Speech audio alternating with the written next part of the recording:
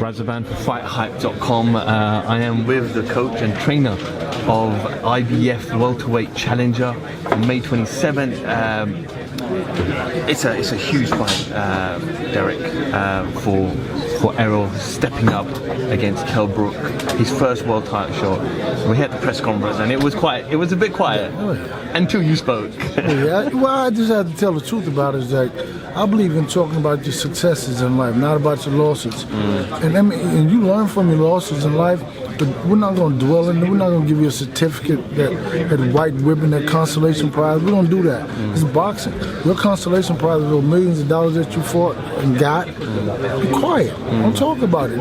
We can't wallow and dwell in that, and that's a victory for him. That's not a victory. He lost. What did you make? Obviously, he went up.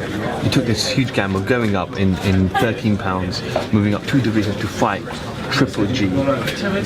As you said, that they were talking like it was a victory, right, yeah, but more like it was a victory of turning up and fighting someone like Triple G rather than actually. Well, I think that the reality of it is that he understood in that fight.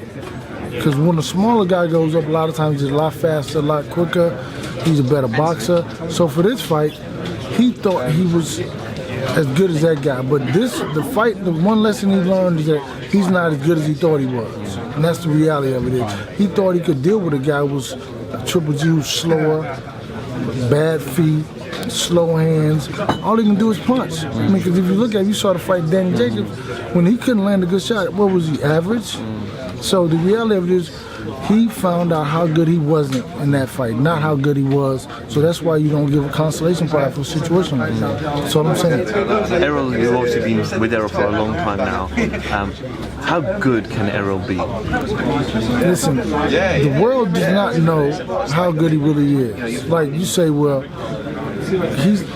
Kell Brook said that the world is going to see, or they don't know how good it is. It's 36, 37 fights in your career. We don't know yet. What are you going to wait till like 89 to find out? But for Errol, he's 21 and 0. And if Kell Brook, this is what I always say, if Kell Brook can withstand the onslaught and the power, we'll see how good Errol Spence is, because he'll have to do something else to win. And it won't be just the power and the different punches and the onslaught. So that's the key to it all, is if that opponent can take it, you'll see how good Errol is. Because until then, you won't really know, because you see knockouts. And people discredit the knockouts because they say, oh, he's not that great. But, okay, find somebody who can take it. And if this guy can take it, then you'll see how good Errol Spence is, because it may be back and forth, which is great because he's motivated by success. He wants to be successful, and you'll see just how successful he wants to be in this fight come May 27th. Out of Thurman and Brook, do you think you're fighting the best champion in the division? Listen, he's the best welterweight in the world other than Errol Spence. And that's the reality. That's my reality. So see, I'm going to tell you what I think is the truth. A lot of people say, well, no, he's the best welterweight. I think he's better than Keith Thurman and or Danny Garcia. This is the true welterweight championship right here. Those are title holders. This is the true welterweight champion. You know, I always say that there's the difference between what you'll see. You may see in this fight, there's a difference between being the world champion, being the best fighter in the world. So when you come in there and you see this, you say, okay, well, we understand now. It's one thing to be the world champ, another thing to be the best fighter in the world.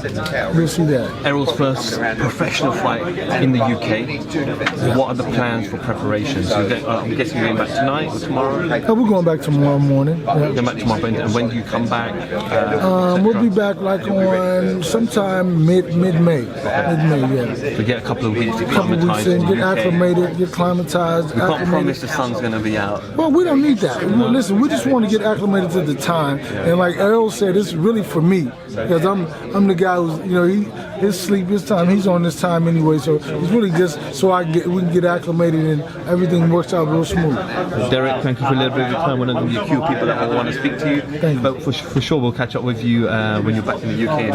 Thank you. Derrick James for FightHype.com. Thank you very much. Good day. Thank you.